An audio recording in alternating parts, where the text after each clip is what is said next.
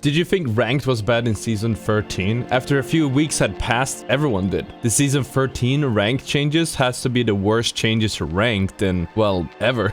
And we thought that it possibly couldn't get worse. But this is how Respawn almost ruined Apex Ranked with Season 14. I'm not saying that Ranked was all roses before Season 13. On the contrary, a change was needed, and most players agree that Respawn had to look at the ranked system to turn it into something with integrity, something that's worth grinding for. Every season, the only time Ranked had any sort of prestige was in the first few days or weeks of Ranked, when everyone were grinding for those early Predator ranks. And of course, there's always been a little bit of hype around the top 5 to number 1 ranked Predators, even though the system always has been based about how much you play over anything else. And this resulted with the top ranked grinders putting down insanely unhealthy hours just to get those bragging rights of getting the chance to put a number 1 Predator in their title. The system has received many more minor tweaks since its launch in Season 2, and the second to latest iteration made it very easy to get to Master, for players then to have an incredibly hard time when facing Predator and professional pre-made stacks, meaning that they would permanently get stuck at 10,000 RP because demotion wasn't a thing. This in turn reduced the integrity for several Master players who didn't have any risk of demoting, which allowed them to play super aggressively with no care for themselves, their teammates, or the teams that they were pushing.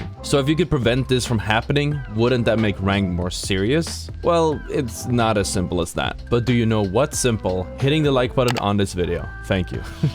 I'll try to spare you too many details, but the context and the history of what led us to this point is essential, so I'll make sure to give you the cliff notes. Eventually, at the end of Season 12, we heard hummings of a ranked rework being on the horizon. Developers had supposedly met with professional Apex players, ranked grinders, and PvP to discuss these rank changes to create a system that would have more integrity. It would be better to play in, and it would make Ranked feel worth it. Together, they came up with a new system that made early kills worth a lot less by giving insignificant RP per kill when you are over 10 squads remaining, and the same kills increasing in value as the match goes on, but with a soft kill cap due to the kills having diminishing returns and dropping in value by every kill that you got, effectively capping your RP gain from kill points after 7 team kills. There were also tweaks to the overall RP gain and the number of rank points that you needed to get to each tier, which means that you'd have to spend a longer time to get to your true rank. There was a lot of commentary on these changes, and most were positive, my own commentary included. Now, in my defense, I did mention that I'd rather have an ALGS style system where a kill is worth a kill instead of complicated multipliers that don't feel good, but more on that later. Because now we're almost caught up to the Season 14 Ranked update. At this point, about a few weeks into Season 13, casuals, pros, and streamers, the entire community complained about how the system just doesn't work. The first few weeks were good at the highest level, but inevitably led to many players quitting Ranked and infesting pubs with full stacks tryharding. This vacuum of players made the already poor matchmaking system struggle to fill the lobbies, and it started making up for the lack of players in the upper levels by pulling anyone with a pulse from the gold to platinum ranks into the same lobbies as these full Predator and professional stacks, which essentially meant that it wasn't really a rank above platinum. Platinum, diamond, and master were the same lobbies, and the only people who could climb were the ones who consistently could earn a significant amount of RP in these high tier lobbies. Eventually, players realized that not only were the lobbies the same for platinum, diamonds, and masters, but there also very rarely were more than 1 or 2 Predator teams per lobby. The new ranked eventually turned into a worse version of the ranked before Season 13, with full professional teams treating the ranked experience like a pub stomping session. The matchmaker was clearly at fault, as you could have several Predator stacks queuing up around the same time, but none of them actually getting into the same games. Ranked was boring. Even with a lot of action, it wasn't a challenge for high tier players, and viewers, streamers, and players alike were starting to feel fatigued by the constantly terrible match quality, and they were calling for changes. Despite all that, I have been defending the ranked system because it did make sense in theory, and in reality, it was just the matchmaker that was the primary culprit. The kills, the placement, and the numbers make perfect sense in a world where the matchmaker doesn't throw caution to the wind by putting golds and predators together in the same lobbies. And now that brings us to Season 14. We were all hoping for some larger changes, maybe a rework of the matchmaker, maybe some type of mention that it wouldn't be focusing on queue time over match integrity, and once again, we were let down. Instead of addressing the matchmaker issues or fixing any other ranked problems, Respawn decided to recklessly take a completely different direction by removing the diminishing kill returns and the soft kill cap entirely, turning the games from a slugfest to, I don't even know what to call this anymore. Previously, there wasn't an incentive to get kills past the 7 team kill mark, and teams would either play slow to get their loot and the kills in the late game, or get their kills early in the game before they'd stop about